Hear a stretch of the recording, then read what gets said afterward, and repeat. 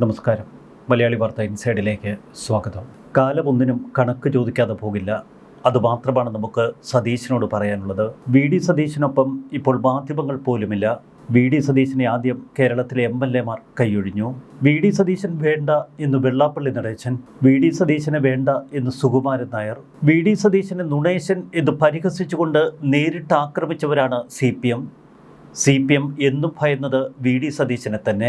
ഇപ്പോഴിതാ ഡൽഹിയിലെത്തിയ മുൻ KPCC അധ്യക്ഷന്മാർ ഒന്നടങ്കം പറയുന്നു വി ഡി സതീശനെ വേണ്ട. KPCCയുടെ വർക്കിംഗ് പ്രസിഡന്റുമാർ പറയുന്നു വി ഡി സതീശനെ വേണ്ട. എന്നാൽ കേരളത്തിലെ ജനങ്ങൾ ഒന്നടങ്കം പറയുന്നത് വി ഡി സതീശൻ മുഖ്യമന്ത്രിയാകണമെന്ന്. ഇത്തരമൊരു വൈരുദ്ധ്യം അടുത്ത കാലത്തൊന്നും നമ്മൾ രാഷ്ട്രീയത്തിൽ കണ്ടിട്ടില്ല.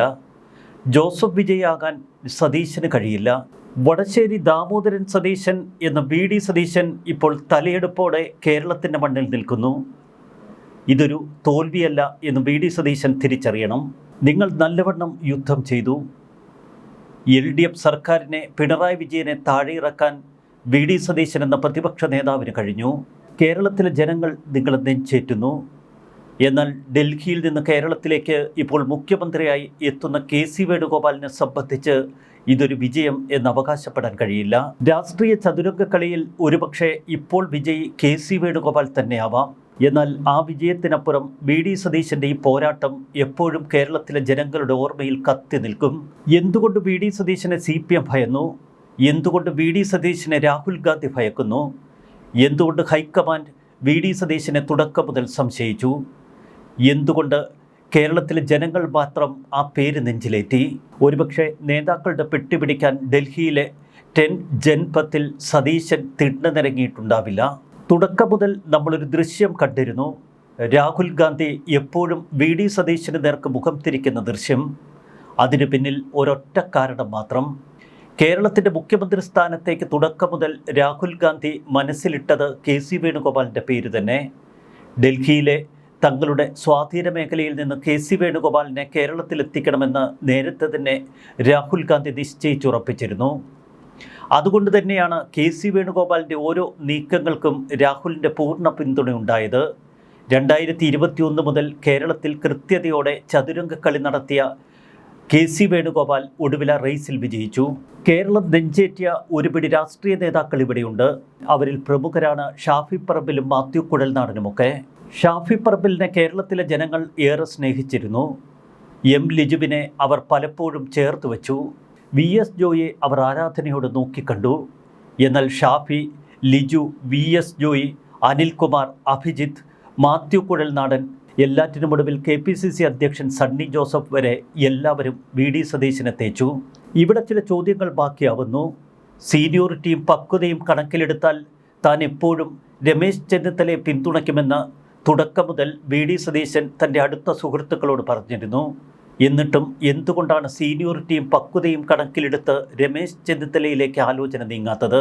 കഴിഞ്ഞ 2 വർഷമായി കേരളത്തിലെ ചാനലുകൾക്ക് നിരന്തരം അഭിമുഖം കൊടുക്കുന്ന വ്യക്തിയാണ് KC വേണുഗോപാൽ. അഭിമുഖങ്ങളിലൊക്കെ ഒരു വാക്ക് നമ്മൾ കേട്ടിരുന്നു: കേരളത്തിൽ മുഖ്യമന്ത്രിയാവാൻ താനില്ല, ആ ലിസ്റ്റിൽ തൻ്റെ പേര് വെട്ടിക്കളഞ്ഞേക്ക് എന്ന് പലവട്ടം ഉരുവിട്ട KC വേണുഗോപാൽ ഒടുവിൽ ഈ നിലപാട് തിരുത്തുമ്പോൾ എത്രമാത്രം KCയെ കേരളം വിശ്വസിക്കുമെന്ന ചോദ്യം ഇവിടെ ബാക്കിയാണ്. എന്തുകൊണ്ടാണ് വി ഡി സതീശന് അനുകൂലമായ ഒരു വികാരം കേരളത്തിൽ ആളിക്കത്തിയത്? എന്തുകൊണ്ട് ആ വികാരത്തിന് ഇത്രമേൽ തീപിടിച്ചു? കൊച്ചു കുഞ്ഞുങ്ങൾ മുതൽ വയോവൃദ്ധർ വരെ വി ഡി സതീശൻ മുഖ്യമന്ത്രിയാകണമെന്ന് എന്തുകൊണ്ട് പച്ചയ്ക്ക് വിളിച്ചു പറഞ്ഞു? KC വേണുഗോപാൽ ഉപതെരഞ്ഞെടുപ്പിൽ മത്സരിച്ചാൽ KCയെ തോൽപ്പിക്കുമെന്ന് എന്തുകൊണ്ട് ഇത്ര വാശിയോടെ അവർ ഉച്ചത്തിൽ വിളിച്ചു പറഞ്ഞു? 2014 ഡൽഹിയിൽ നരേന്ദ്രമോദി അധികാരത്തിലെത്തി. പിന്നീട് എത്രയെത്ര സംസ്ഥാനങ്ങളാണ് കോൺഗ്രസിൽ നിന്ന് കൈവഴുതിപ്പോയത്? എന്തുകൊണ്ടാണ് കോൺഗ്രസിന് തുടർച്ചയായി പരാജയങ്ങൾ സംഭവിക്കുന്നത് എന്ന ആത്മപരിശോധന പോലും നടത്താൻ ശക്തിയില്ലാത്തവരാണ് ഇപ്പോൾ കേരളത്തിൽ ചില തിരുത്തൽ നമ്പറുകളുമായി എത്തുന്നത്.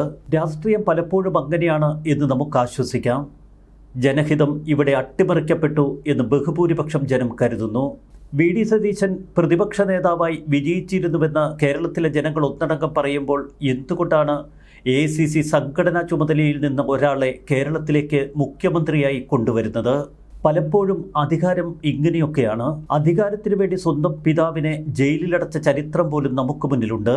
എന്നാൽ അധികാരത്തിനു വേണ്ടി പിന്നിൽ നിന്ന് കുത്തിയ കട്ടപ്പമാരുടെ പുതിയ കഥകളാണ് കേരളം ചർച്ച ചെയ്യുന്നത്.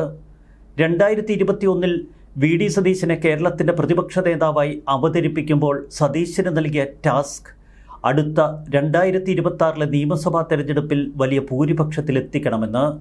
പിന്നീട് നടന്ന ഓരോ ഉപതെരഞ്ഞെടുപ്പുകളിലും സതീശൻ ആ വിജയമന്ത്രം ആവർത്തിച്ചു. നിയമസഭാ തെരഞ്ഞെടുപ്പ് വേളയിൽ വി.ഡി. സതീശൻ കട്ടയ്ക്ക് പറഞ്ഞു 100+. ഒടുവിൽ 102 സീറ്റുകൾ കൊയ്തെടുത്ത് UDF അധികാരത്തിലെത്തുമ്പോൾ ജാഥ ക്യാപ്റ്റനെ തന്നെ പുറത്താക്കുന്നു. കെ.സി. വേണുഗോപാലിന് കീഴിൽ ഒരു മന്ത്രിസ്ഥാനം ഏറ്റെടുത്ത് എന്തുകൊണ്ട് ക്യാബിനറ്റിൽ വി.ഡി. സതീശൻ ഇരുന്നുകൂടാ എന്നതാണ് ഇവിടെ ചിലർ ഉയർത്തുന്ന ചോദ്യം. അവിടെയാണ് സതീശന് പറയാനുള്ള ചില മറുപടികൾ. കേരളത്തിലെ ജനങ്ങൾക്ക് ചില വാഗ്ദാനങ്ങൾ കൊടുത്താണ് ഞാൻ അധികാരത്തിലേക്ക് UDFനെ കൈപിടിച്ചുയർത്തിയത്. പൂച്ച പെറ്റുകിടക്കുന്ന ഖജനാവിനെ ശക്തിയുള്ളതാക്കി മാറ്റാൻ എൻ്റെ കയ്യിൽ ചില തന്ത്രങ്ങളുണ്ട് എന്ന് വി.ഡി. സതീശൻ പലപ്പോഴും കേരളത്തിലെ ജനങ്ങളോട് പറഞ്ഞിരുന്നു. സമാനമായ പല വാഗ്ദാനങ്ങളും വി.ഡി. സതീശൻ ജനങ്ങൾക്ക് മുന്നിൽ വച്ചു. പടവെട്ടിയവൻ ഒടുവിൽ പുറത്ത്, വിസിലടിച്ചവൻ കളിക്കളത്തിലേക്ക് വന്ന് ട്രോഫി വാങ്ങുമ്പോൾ വിങ്ങുന്ന ഹൃദയത്തോടെ വി.ഡി. സതീശൻ തിരിഞ്ഞു നടക്കുന്നത് കേരള ജനത്തെ കണ്ണീരിലാഴ്ത്തുന്നു. കേരളത്തിലെ ബഹുഭൂരിപക്ഷം നേതാക്കളും ബഹുഭൂരിപക്ഷം MLA-മാരും കെ.സി. വേണുഗോപാലിനെ പിന്തുണച്ചുവെന്നതാണ് ഹൈക്കമാൻഡിൻ്റെ കരുത്ത്. അവിടെ A.K. ആൻ്റണിയെപ്പോലുള്ളവർക്ക് എന്ത് റോളായിരുന്നു ഉണ്ടായിരുന്നത്? എന്തുകൊണ്ട് A.K. ആൻ്റണി ഒരു തിരുത്തൽ ശക്തിയായി ഇത്തരമൊരു ഘട്ടത്തിൽ കോൺഗ്രസ് നേതൃത്വത്തിന് ഒരു താക്കീത് നൽകിയില്ല? വി.ഡി. സതീശനോ രമേശ് ചെന്നിത്തലയോ കേരളത്തിൻ്റെ മുഖ്യമന്ത്രിയാകും എന്ന് പ്രതീക്ഷിച്ച മഹാഭൂരിപക്ഷം കേരളത്തിലെ ജനങ്ങളെ എന്തിന് നിങ്ങൾ ഇങ്ങനെ നിരാശരാക്കി? ഇവിടെ പതിയിരിക്കുന്ന ചില അപകടങ്ങളുണ്ട്. കഴിഞ്ഞ നിയമസഭാ തെരഞ്ഞെടുപ്പിൽ കേരളത്തിലെ 30ഓളം സീറ്റുകളിൽ രണ്ടാം സ്ഥാനത്തിന് തൊട്ടടുത്തോ NDA മുന്നണി എത്തി നിന്നു എന്ന യാഥാർത്ഥ്യം നിങ്ങൾ മറക്കരുത്. അവിടെയാണ് ഈ നിരാശ വീണ്ടും NDA പോലുള്ള മുന്നണികൾക്ക് കൂടുതൽ കരുത്താവുന്നതും. അച്ചടക്കമുള്ള ഒരു കോൺഗ്രസ് പ്രവർത്തകൻ എന്ന നിലയിൽ ഒരുപക്ഷെ വി.ഡി. സതീശൻ NDA മുന്നണിയിലേക്ക് ചെന്ന് കയറില്ല. എന്നാൽ വി.ഡി. സതീശനും രമേശ് ചെന്നിത്തലയുമൊക്കെ ക്യാബിനറ്റിൽ നിന്ന് മാറി നിന്നാൽ കോൺഗ്രസിനും UDFനും സംഭവിക്കുന്ന നഷ്ടം വളരെ വലുതായിരിക്കും. കെ.സി. വേണുഗോപാൽ കേരളത്തിലേക്ക് ഫണ്ട് ഒഴുക്കി എന്ന വാദവും ഇവിടെ നിലനിൽക്കില്ല. AICC സംഘടനാ ചുമതലയുള്ള ജനറൽ സെക്രട്ടറി എന്ന നിലയിൽ ഓരോ സംസ്ഥാനത്ത് നടക്കുന്ന തെരഞ്ഞെടുപ്പുകളിൽ ഫണ്ട് എത്തിക്കേണ്ട ഉത്തരവാദിത്വം അദ്ദേഹത്തിന് തന്നെയാണ്. എന്നാൽ ബംഗളൂരുവിലും ചെന്നൈയിലും ഹൈദരാബാദിലും പിന്നെ ഡൽഹിയിലുമൊക്കെ ഒളിഞ്ഞിരിക്കുന്ന വ്യവസായികൾക്ക് ഇവിടെ കെ.സി. വേണുഗോപാൽ മുഖ്യമന്ത്രിയാകണമെന്ന ശക്തമായ ആഗ്രഹമുണ്ട്. ഇത്തരം വ്യാവസായിക ലോബിയും ഡൽഹിയിലെ അധികാര കേന്ദ്രങ്ങളുമൊക്കെ ആസൂത്രണം ചെയ്യുന്ന ചില സംവിധാനങ്ങൾ, ആ സംവിധാനം തന്നെയാവും ഇനി പുതിയ ഭരണക്രമം കേരളത്തിൽ ചക്രം തിരിക്കുന്നതും. നിലപാടും കഴിവും വ്യക്തിത്വവുമുള്ളവർ പലപ്പോഴും അധികാരസ്ഥാനത്തിനടുത്തെത്തുമ്പോൾ മറ്റുള്ളവരാൽ ചവിട്ടിത്താഴ്ത്തപ്പെടും. അതാണിവിടെ രമേശ് ചെന്നിത്തലയ്ക്കും വി.ഡി. സതീശനും സംഭവിച്ചിരിക്കുന്നത്. സമാന മനസ്കരെ ഒപ്പം ചേർത്ത് അധികാരത്തിലെത്തിപ്പിടിക്കാൻ മറ്റുള്ളവർ മത്സരിക്കും. അവർക്കൊപ്പം പല മുഖംമൂടിധാരികളെയും നമുക്ക് കണ്ടുമുട്ടാൻ കഴിയും. അനുയായികൾ വോട്ടുമൊക്കെ ഒരു കൂട്ടർ നേടണം, മറ്റൊരു കൂട്ടർ അധികാരം നുകരാൻ. കെ.സി. വേണുഗോപാൽ കേരളത്തിൻ്റെ മുഖ്യമന്ത്രിയാകും എന്ന വാർത്തകൾക്കിടയിൽ ഇത്തരം പുനർവിചിന്തനങ്ങൾ അനിവാര്യം തന്നെ. ജനവികാരത്തിന് മുകളിൽ ഒരു ഹൈക്കമാൻഡും പറക്കില്ല എന്നതൊക്കെ പഴയകാല തിയറികൾ.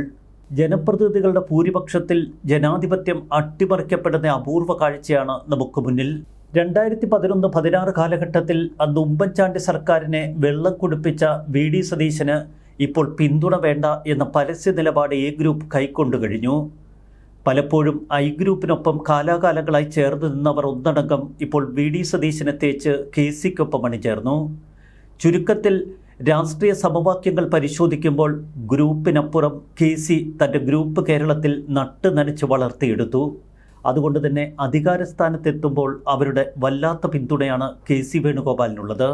വി.ഡി. സതീശൻ എന്ന നേതാവിൻ്റെ ഇച്ഛാശക്തിയും നേതൃപാഠവും കണ്ടാണ് ഈ തെരഞ്ഞെടുപ്പിൽ പ്രവർത്തകർ ഒന്നടങ്കം രാവും പകലുമില്ലാതെ ജോലിയെടുത്തത് എന്ന് സമൂഹ മാധ്യമ കുറിപ്പുകളിൽ നമുക്ക് കാണാൻ കഴിയും. വി.ഡി. സതീശനൊപ്പം കഴിഞ്ഞ 5 വർഷക്കാലം ഒരുവിധ ചുമതലകളും കൊടുത്തില്ല എങ്കിലും രമേശ് ചെന്നിത്തലയും കട്ടയ്ക്ക് നിന്നു. ഓരോ തെരഞ്ഞെടുപ്പ് ഗോതയിലും പോരാട്ടത്തിൻ്റെ ആത്മവിശ്വാസം പടരണം. ആത്മവിശ്വാസം പടർത്തി അതിനെ കരുത്തുറ്റതാക്കി മാറ്റാൻ സതീശൻ്റെ നേതൃപാടവത്തിന് കഴിഞ്ഞു. കോൺഗ്രസിന് അധികാരം കിട്ടിയ ഈ വേളയിൽ KC വേണുഗോപാൽ മുഖ്യമന്ത്രിയാകുന്നതിനെ സതീശൻ അംഗീകരിക്കണം, അനുസരിക്കണമെന്നൊക്കെ ആക്രോശിക്കുന്നവർക്ക് മുന്നിൽ നമുക്കൊന്നു മാത്രമേ പറയാൻ കഴിയൂ. ജനാധിപത്യം അട്ടിമറിക്കപ്പെടുമ്പോൾ പലപ്പോഴും വേദനയുടെ പോരാട്ടങ്ങൾ ജനകീയമാകും. ആ ജനകീയ പോരാട്ടങ്ങളെ ചവിട്ടിമെതിച്ച് അധികാരസ്ഥാനങ്ങൾ അധികകാലം തുടരില്ല. ന്യൂസ് ഡെസ്ക് മലയാളി വാർത്ത.